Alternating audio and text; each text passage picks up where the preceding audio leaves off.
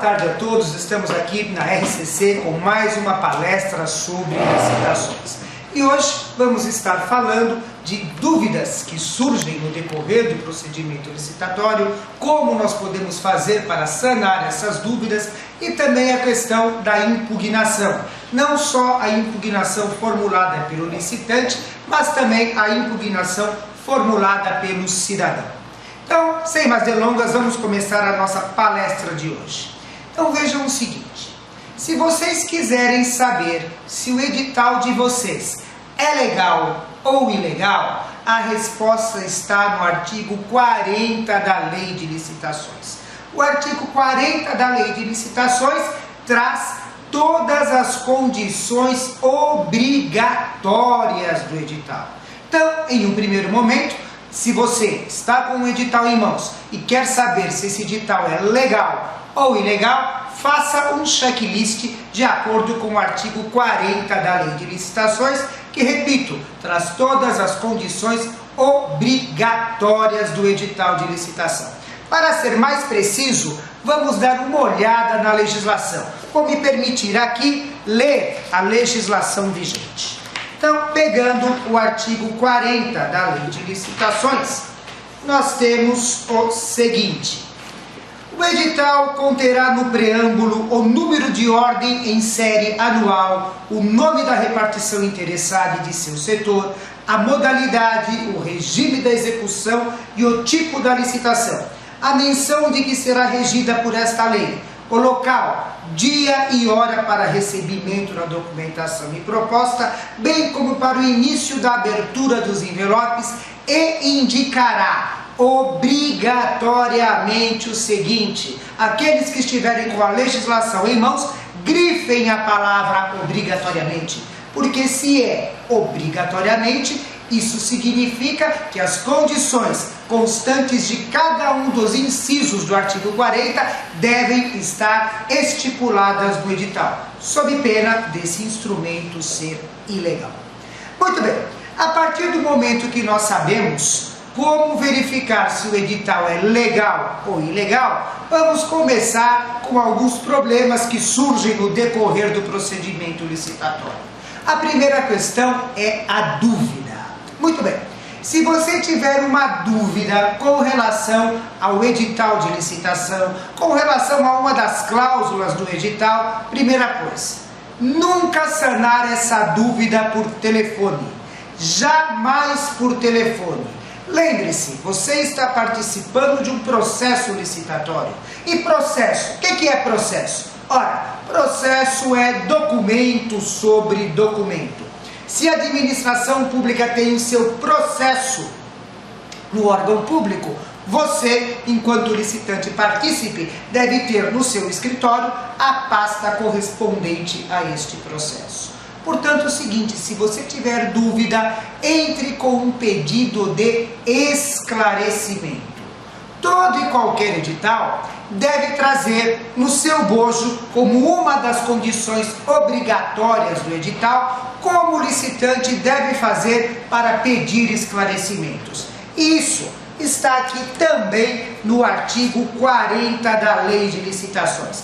Mais precisamente no artigo 40, inciso 8º da Lei de Licitações, que fala o seguinte, que deve constar obrigatoriamente no edital: local, horário, código de acesso dos meios de comunicação à distância em que serão fornecidos elementos, informações e esclarecimentos relativos à licitação e às condições das obrigações necessárias ao cumprimento de seu objeto. Portanto, o artigo 40, inciso 8º, é aquele que obriga a administração pública a ofertar meios de comunicação, inclusive meios de comunicação à distância, para você tirar as suas dúvidas.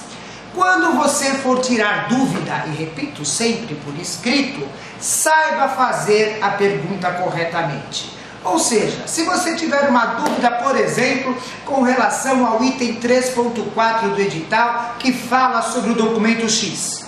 Se você mandar esta dúvida para a administração pública, vazada nos seguintes termos: tenho uma dúvida sobre o documento X, gostaria de saber como devo apresentá-lo. Eu garanto para vocês que na maioria das vezes, e claro, não podemos generalizar nunca, mas na maioria das vezes você receberá em retorno a seguinte resposta: vide item 3.2 do edital, vide item 4.5 do edital. Ou seja, o que a administração pública fez? Ela devolveu para você a sua dúvida. Uma perda de tempo violenta.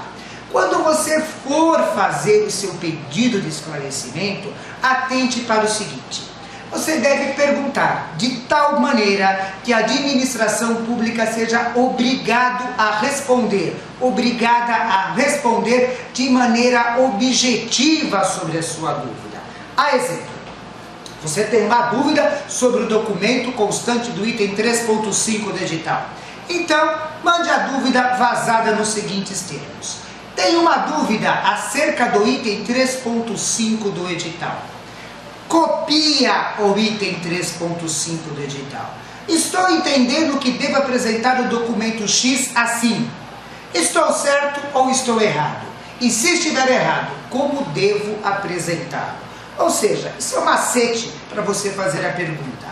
A pergunta tem que ser feita de tal maneira, de modo que a administração pública seja obrigada a responder de maneira objetiva. Agora veja só o seguinte: a partir do momento que você faz um pedido de esclarecimento, a administração pública responde. Esse esclarecimento, ele pode surtir alguns efeitos jurídicos. Então veja só o seguinte: se o seu pedido de esclarecimento, em razão da resposta que te foi dada, ensejar alteração do edital, o que deve acontecer? Isto implicará na administração, na obrigatoriedade da administração devolver o prazo para você. Isso deverá ser publicado pelos mesmos meios utilizados originariamente para a publicação do edital e o prazo deverá ser devolvido. Ou seja, começa a contar novamente o prazo. Para ser um pouquinho mais preciso, esta regra de ser republicado, ela é regramento constante do artigo 21 da Lei de Licitações, se não me falha a memória. Artigo 21, parágrafo 4º da Lei de Licitações. Olha o que o parágrafo 4º fala. Qualquer modificação no edital exige divulgação pela mesma forma que se deu o texto original. Ou seja, ele foi publicado pela imprensa oficial, ele deverá ser publicado na imprensa oficial. Ele foi publicado na internet, ele deverá ser publicado na internet. Ele foi publicado em diários de grande circulação, ele deverá ser publicado em diários de grande circulação. Reabrindo-se o prazo inicialmente estabelecido, exceto quando, inquestionavelmente, a alteração não afetar a formulação das propostas. Portanto, artigo 21, parágrafo 4º. E explicando mais uma vez. Bom, então a questão da republicação do edital, creio eu que vocês já devem ter entendido. Agora veja só o seguinte: se essa alteração mudar a forma de apresentação de documentos, a forma de apresentação das propostas, o prazo da licitação deverá ser devolvido. A exemplo, se você está participando de uma concorrência do tipo menor preço, o prazo mínimo de publicação quanto que é? De 30 dias. Alterou a forma de apresentar documento? Alterou a forma de apresentar a proposta? O prazo deve ser, o prazo deve ser reiniciado, ou seja, publica-se e começa a contar novamente o prazo de 30 dias. Uma coisa que é importante é salientar: o artigo 21, parágrafo 4º, quando ele fala da alteração, ele fala tão somente de propostas. Só que vejam só, vocês devem entender esse proposta lato sensu, abarcando não só a proposta propriamente dita, abarcando inclusive a documentação. E note também o seguinte: a necessidade da recontagem do prazo só será efetivamente exigida se houver uma alteração na forma de apresentação de documento ou na forma de apresentação da proposta. Afora isso, o prazo continua contando sem que houvesse qualquer procedimento relativo à nova contagem de prazo. Muito bem. Uma outra coisa que é importante é a questão da impugnação. Porque às vezes nós conseguimos resolver aquela falha, aquela controvérsia, mediante um mero pedido de esclarecimento. Agora, às vezes a ilegalidade é de tal monta que não adianta a gente pedir esclarecimento, não haverá esclarecimento capaz de sanar aquela ilegalidade. Bem, quando vocês estiverem perante tal coisa, não teremos outra saída que não realizar a impugnação. E a impugnação, gente, ela está prevista no artigo 41 da Lei de Licitações. Se vocês interpretarem o artigo 41 da Lei de Licitações, vocês vão ver o seguinte, que é perfeitamente possível que o licitante e o cidadão façam a impugnação com prazos diferenciados. Até quando o licitante pode impugnar o edital de licitação? Até 2 dias úteis antes da licitação. E o cidadão? O cidadão, enquanto fiscal da lei, até quando ele pode impugnar o edital de licitação? Até 5 dias úteis antes da licitação. Então, um dos grandes problemas da impugnação é a contagem do prazo, que muita gente acaba contando esse prazo errado.